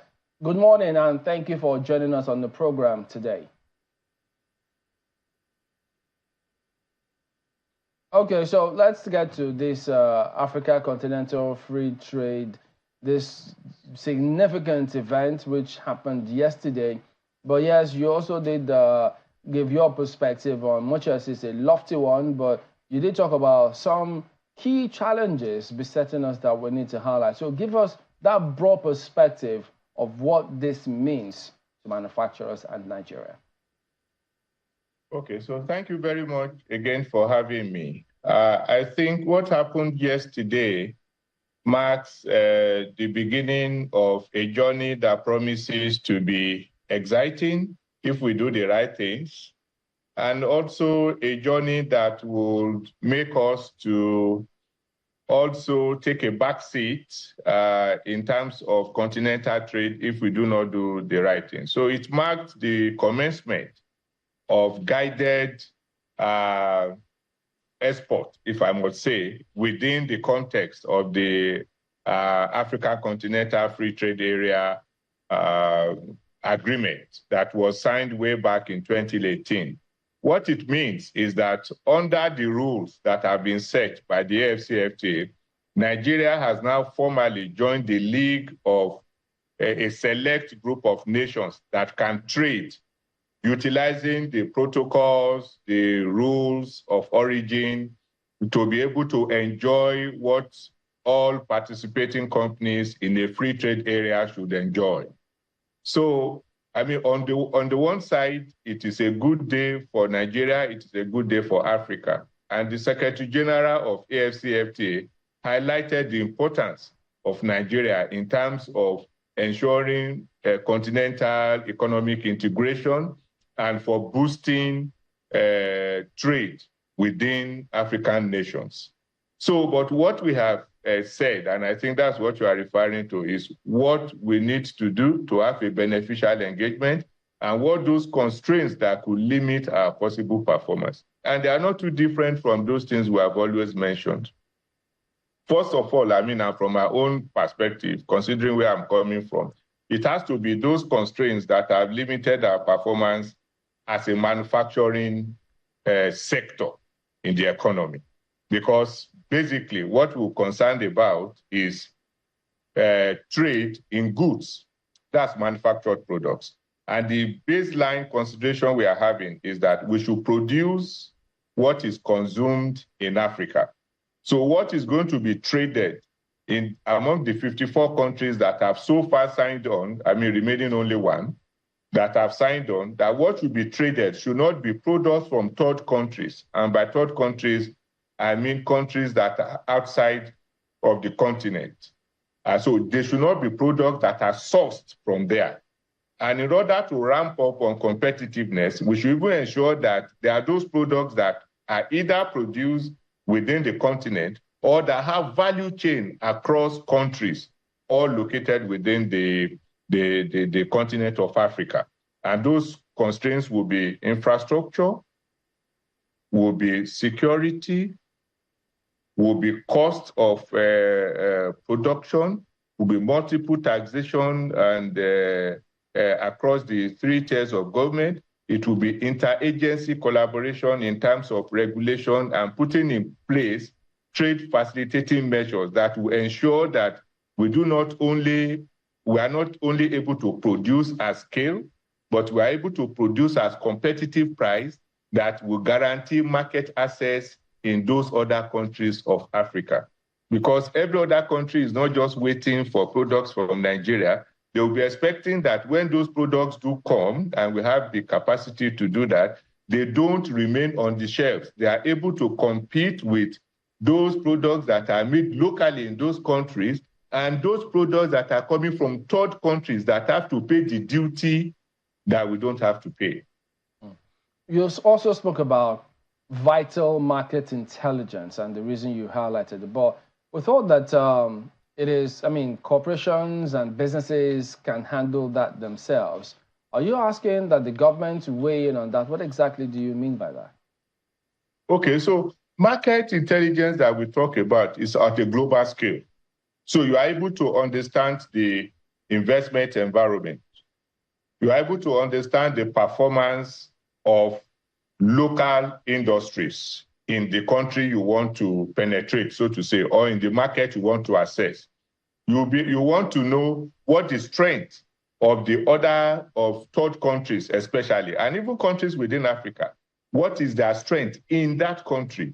It is not possible for any manufacturer to be able to have the capacity and to have access to institutions, agencies, regulations, individuals, and even collaboration among embassies, for instance, that will guarantee that that market intelligence is secured. Don't forget that many of the industries we are expecting to export out of Nigeria are also small-scale industries that have limited capacity to be able to engage in extensive market surveillance. So, and it is what commercial attaches and economic desks in foreign countries do. So when we are asking for intelligence, we are necessarily saying that we should put our embassies into good use, so that from here, the Ministry of Industry, Trade and Investment and the Ministry of Foreign Affairs will collaborate with the coordinating office for the AFCFTA to make available to every willing investor in those countries or every willing exporter to those countries to be able to have those market information that will allow them to take informed business decisions, even in terms of choosing your partners. I mean, because they can help you to source information about those that you want to be your partners or to be your collaborators or to have equity investment or to even receive your goods. You need to be able to know the political, social, and economic situation in those countries. So those information should be made available, readily available to anyone who is interested in investing. And I think that will be the beauty of ensuring that Nigeria is able to take a front seat in terms of those that will benefit. I mean, Nigeria will spend a lot of money liberating countries in Africa, helping them to survive difficult situations and so on. We should get dividends from our investment in those areas. We should be able to gain economic benefits for the country. Initially, there had been reluctance on the part of Nigeria to sign the AFCFTA, and we understand that was because our manufacturing sector felt that that was a very dangerous thing to do at the time, and that we needed to put some things together in-house before we could put pen to paper with regards to AFTA. So that happened. We took time before we eventually signed up to it. And now, excuse me, yesterday we witnessed a very significant milestone. Can you tell us in very clear terms, was that a shipment into Nigeria or was Nigeria shipping outside of the country? Okay, so the position we took at that time was that we needed to know what we were going into. Because at the time we had that apprehension, Nigeria had not done any country-specific study to tell us how prepared we are or to even ascertain whether it was going to be beneficial for us to sign. Because we shouldn't just sign because we are Africa, we are the biggest country. No. We needed to know whether we are going to benefit. So we have since crossed that. Nigeria has done the study. We know what we need to do to be able to benefit from it. And I think here we are today. So pertaining to what happened yesterday, so what we witnessed is some companies in Nigeria, they obtained their certificate to indicate that, yes, their products are certified, they have the rules of origin, to be able to qualify to export out of Nigeria, enjoying those benefits that any country that is inside a free trade area will enjoy. So what we saw was an export of some of Nigerian products outside of the country under this free trade area agreement. And it was witnessed by representatives of Mr. President, our Honorable Minister of Industry, Trade and Investment, the President of MAN. I was there as well. The Secretary General of AFCFTA was there. And it was a very good moment for us. And I think even the Secretary General himself said that now he's very happy that unarguably the most important country in the continent has signed on. So, yesterday I couldn't help but notice the optimism, the joy that seemed to be at that particular event. Because I was speaking with Mr. Awolowo, Mr. Segun Awolowo afterwards. He said, the question has never been whether Nigeria was ready for AFTA. It was whether AFTA was ready for Nigeria, because we had the potential to take over. But looking at where our manufacturing sector currently is, looking at the challenges that continue to beset local manufacturing and some of the complaints that you have, you and you represent on behalf of your members year in, year out. Do you really share his optimism? Would you say that we've surmounted enough of our challenges to really be able to take advantage of what AFTA presents? No, I don't. I think it's work in progress. We have obviously not surmounted all the challenges that we have. Because like I've always said, nobody, my brother in Abidjan, in Côte d'Ivoire, is not going to buy the product that is made in Nigeria and exported to Côte d'Ivoire because it was produced by one black guy in Nigeria or his brother. He's going to buy if it makes pocket sense for him to be able to buy, which means that in terms of quality, in terms of price, in terms of availability, and in terms of the utility he will derive from buying those products satisfies his choice, and is also a better choice. So we needed for our exports to be competitive and to have utility to deliver value. And those constraints that you rightly said we have always created will not allow us to completely enjoy that pride of place. So what my dear brother have said is spot on, because most African countries are also facing similar challenges with their manufacturing. And in Nigeria, we have clearly identified the steps that we needed to take for us to be able to have a beneficial participation in under the AFCFTA. It's not just enough for you to be able to put your goods on a ship and ship to other countries or on a truck and so on. But it is how that product is going to perform in that country. Is it going to remain on the shelf and reach its shelf life and expire? Or is it going to go there and displace existing products or compete favorably with other products that are coming from 53 other countries in the first instance, and then third countries, Asia, Europe, America? That's what the trade is all about. When all is said and done, the battle is in the marketplace. It's the choice that the customer, that the buyer in Kenya, in South Africa, in Morocco, in South Africa, in Morocco, South Africa. One of the things that's playing in my head, Mr. Jai Kadri, is along the line of this initiative that we hear from the federal government concerning the food sector. I'm just wondering how it plays out. Now, on the one hand, we've started this initiative that you talked about. So how does this, after implementation, this beginning, how does it play out in the light of the federal government opening our doors for the next 5 months for importation of food? Okay, so we've always had challenges about how you manage your fiscal policy regime with the agreements that you have signed with maybe bilaterally or multilaterally. You have an emergency situation in Nigeria.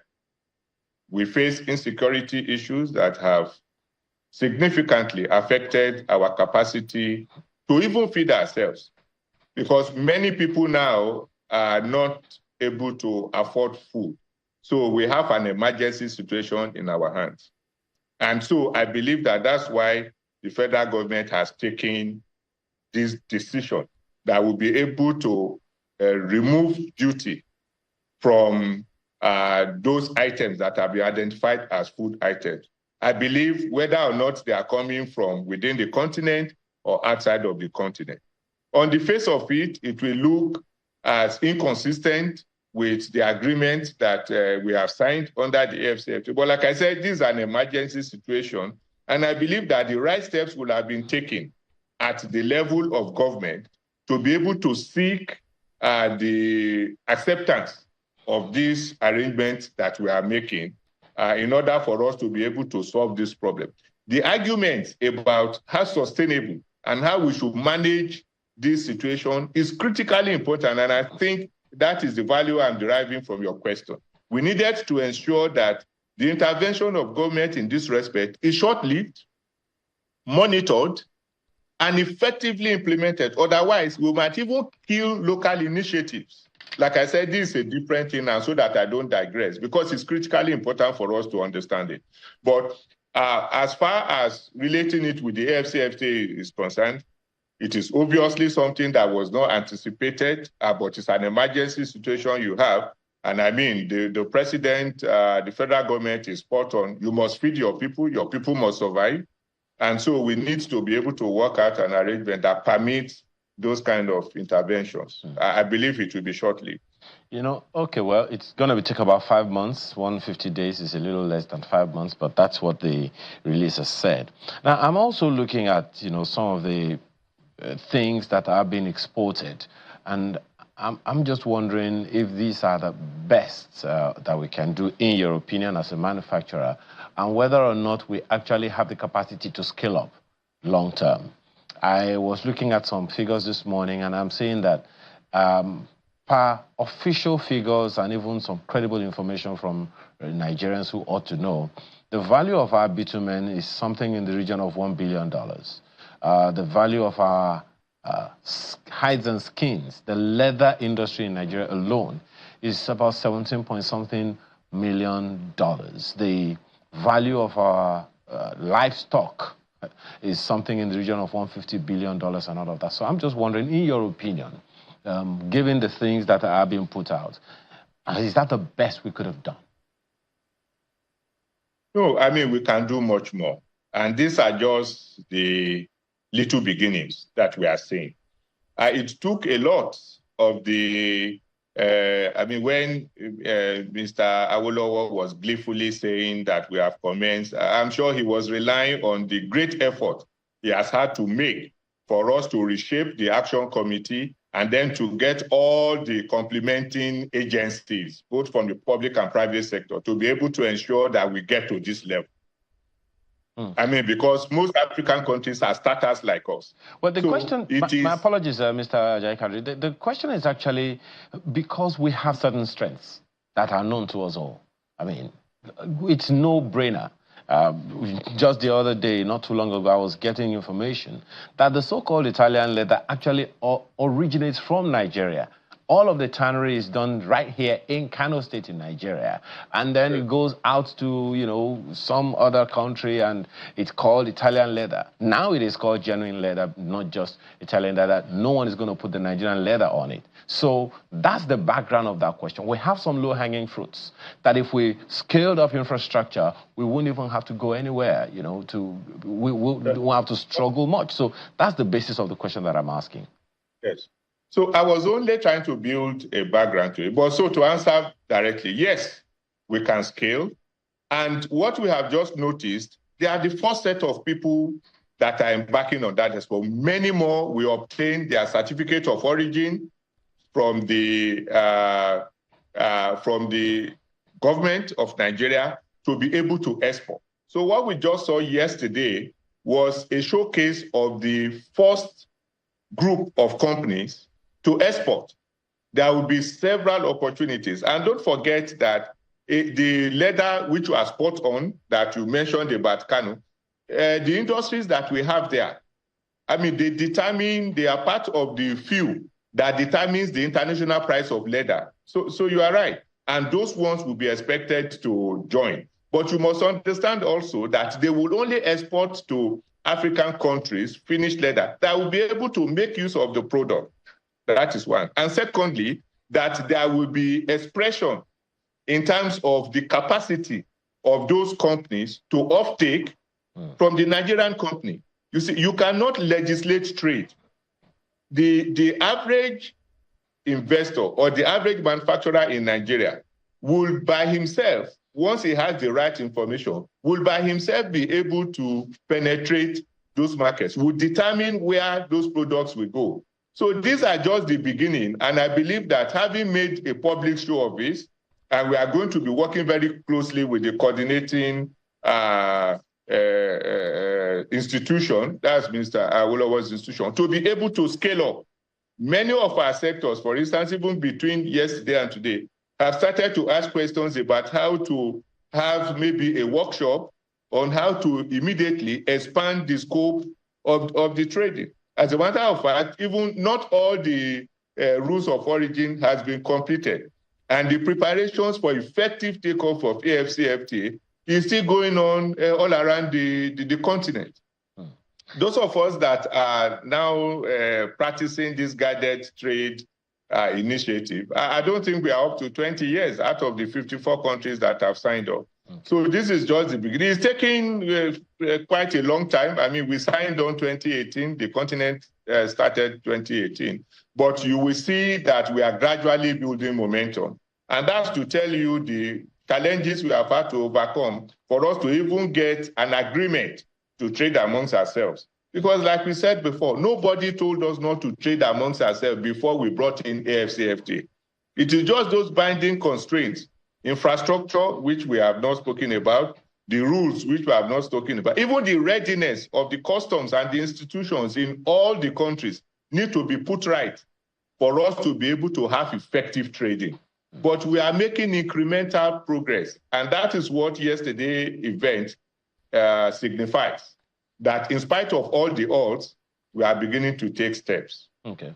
Well, Mr. Ajayi, there are so many other issues to raise with you. And I guess, as you have said, the coming days will hopefully be very interesting. Thank you so much for your time this morning. Segun Ajayi Kadri is the Director General, Manufacturers Association of Nigeria. Thank you again for your time. Thank you. It's always a pleasure. Yeah. Well, we brought you some information the other time about what's happening at the University of Ibadan, and the students are raising issues. We also understand there are some developments, Chamberlain. Well, yes, indeed. Those students who had signed the protest resolution from the University of Ibadan. Well, remember, they did put up a statement as well as that protest indicating this protest was going to go on. Yes, now this statement that you see here, the names here, Bolaji Aweda, who happens to be the president, and then the Ogundijo Bolaji Japheth, the general secretary, and Okpegbemi Busoye, who happens to be the speaker. Now we understand that the three students mentioned in the student union protest announcement have been arrested and are facing a case with the students' disciplinary committee of the University of Ibadan due to the protest, which they say they carried out, as you also see there. And now we also understand that if it goes like that, it might be serious. I think it's actually a mix-up. So in this particular statement, there are actually students who are mentioned. The student union condemns the victimization of 3 students of the University of Ibadan, Aduwo Ayodele, Olamide Badegeshin, and Nice, yes, who embarked on a peaceful protest on the 13th of May. We understand that these students are the ones currently facing a disciplinary panel and that they are set to graduate. And what the student union body is requesting for... That they be released. That they be released, that this that this should be wiped off their records and they should be let to, graduate as normal students. Otherwise, other students will feel very threatened, by this particular action of the school, clamping down on students who are just trying to, go about a peaceful protest. Okay, so that happens to be the 5th position on this resolution of the Student Union, which they published. So these are the 5 resolution, I think you can call them demands as well, because they are saying that if this is not done, which was signed by these 3, so is the 3 on the 5th paragraph there that have been arrested. So these other 3, the President, the Speaker, and the General Secretary, are saying this cannot go on. And if they continue with that investigation, they may not graduate. And that is what the Student Union body is saying. They don't want that to happen. So it's a developing story. We'll bring you a lot more of those ones as soon as we get clarity on any other matter. But let's go ahead and take some of the messages coming through from you. Haven't seen or watched some things that may concern you. Pastor Law Alpha Cross, you did send your message in, and then you were speaking about, I think Pastor Law Alpha Cross was one of the earliest messages that we did get. And so, do you have that one now? Well, I don't have, I can see it here. Yeah. It says governors appear to be interested in local government funds as they are for re-election or foisting their loyalists after completion of second tenure. Let there be a constitutional amendment scrapping CX so INEC can conduct all elections. I'm just wondering, why do we have to scrap it? Why don't we make the same demands of CX as we have of INEC? Yes, well, if they could, I imagine they might have. But Femi also weighs in on this same local government matter. He says, we don't have leaders that can manage people and resources from all levels. So that's his concern about operationalizing local government autonomy. Yeah, and I think Ayo has the one from Austin. Yes, Austin, he's talking about the economic situation in the country, and his comment is, as long as we have visionless, rudderless, and clueless politicians at the helm, so long shall our dear nation continue to wallow in poverty and economic retrogression.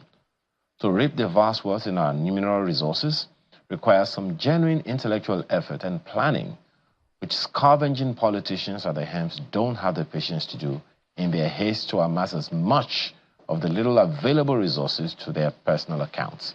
That's from Austin Abe.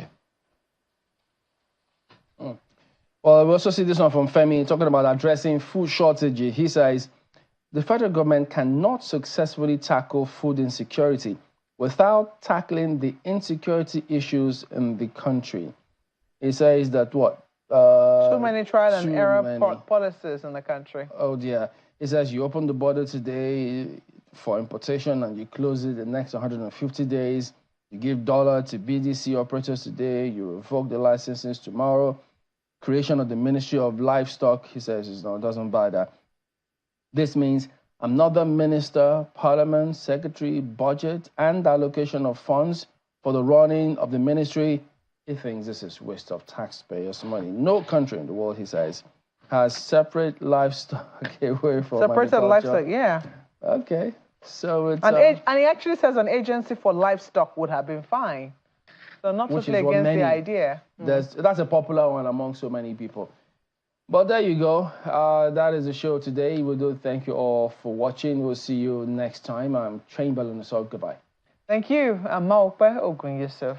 And I'm Ayo Makinde. Do have a productive day.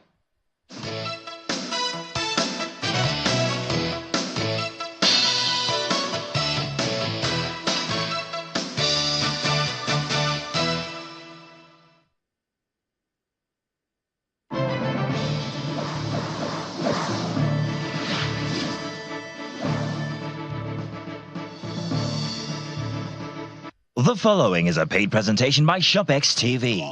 You're watching ShopX TV, home to some of the most popular international brands in Africa. And we are now proud to introduce our biggest offer of the year, the ShopX Mid-Year Sales. From now until the end of July 2024, we will be offering our customers 20,000